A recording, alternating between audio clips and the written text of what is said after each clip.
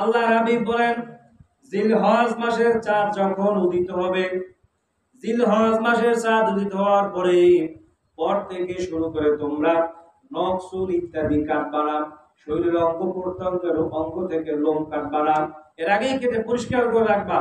আজকে সন্ধ্যাবেলায় মনে হয় আপনার জিলহজ মাসের চাঁদ উঠে যাবে। সৌদিতে গতকালকে চাঁদ দেখা গেছে, তাহলে আমাদের এখানে আজকেরই সম্ভাবনাই বেশি। আজকেই সম্ভাবনা বেশি, যেহেতু সৌদিতে আমাদের সাথে সৌদির 3 ঘন্টার পার্থক্য মাত্র, তাহলে আজকেই চাঁদ ওঠার সম্ভাবনা বেশি। আজকে দিনের ভিতরে আমাদের চুল ইত্যাদি শরীরের বিভিন্ন অঙ্গ প্রত্যঙ্গের পশম আমরা কেটে ফেলবো।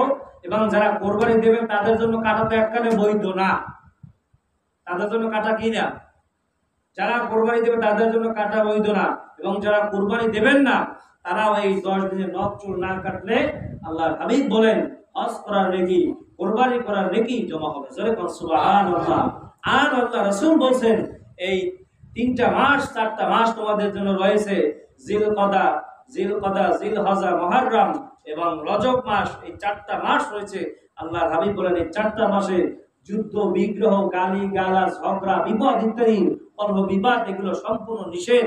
আল্লাহ রাসূল হারাম ঘোষণা করছেন। আল্লাহ তাআলা নিজে হারাম ঘোষণা করছেন। কেন? আরবের সেই আল্লাহ রাসূলের সেই সময়ের লোক, আল্লাহ রাসূলের আগে যারা ছিল, আল্লাহ রাসূল আসার আগে সেই সময় তৎকালীন সময়ে আরবের লোকেরা এই 4টা মাস তারা যুদ্ধ, বিগ্রহ, নানা কলহ বিবাদ তারা করতো না। তারা এই 4টা মাসকে বেঁচে চলতো। কিন্তু আমরা এমন মুসলমান হয়েছি ওই মাসের খবরই নেই আমার কাছে। এমন উম্মত আছে 12 আরবি মাসের নামই জানে না। কি আছে না নাই? আছে। বলতেছিলাম যে 4টা মাসে যুদ্ধ বিগ্রহ করা হারাম। এই মাসে যদি একটা গুনাহ করেন তাহলে লেখা হবে 2টা। কয়টা লেখা হইবে? একটা মিথ্যা বললে 2টা লেখা হইবে, ডাবল।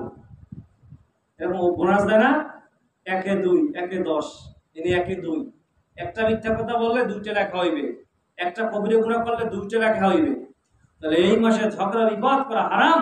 আল্লাহ তাআলা নিষেধ করেছেন। মুহররম, এই জিলকদা, জিলহজ্জা, মুহররম এবং রজব মাসে এই 4টা মাসে যুদ্ধ, বিগ্রহ, গালি গালাজ ইত্যাদি সম্পূর্ণ নিষেধ।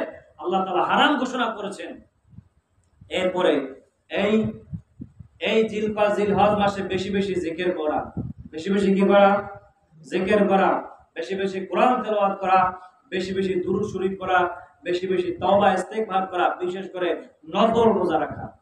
এই জিলহজ মাসের 10 দিন যদি কোনো ব্যক্তি রোজা রাখে, আল্লাহর হাবিব সাল্লাল্লাহু আলাইহি ওয়াসাল্লাম বলছেন প্রত্যেকটা রোজা রাখার কারণে, এবং দিনে রোজা রাখবে এবং রাতে যদি সালাত আদায় করে, যদি তাহাজ্জুদের নামাজ পড়ে, আল্লাহর হাবিব বলছেন প্রত্যেকটা রাত্র শবে কদর মতো নেকি দেওয়া হবে। এর প্রত্যেকটা রাত্র শবে কদর মতো কি দেওয়া হবে?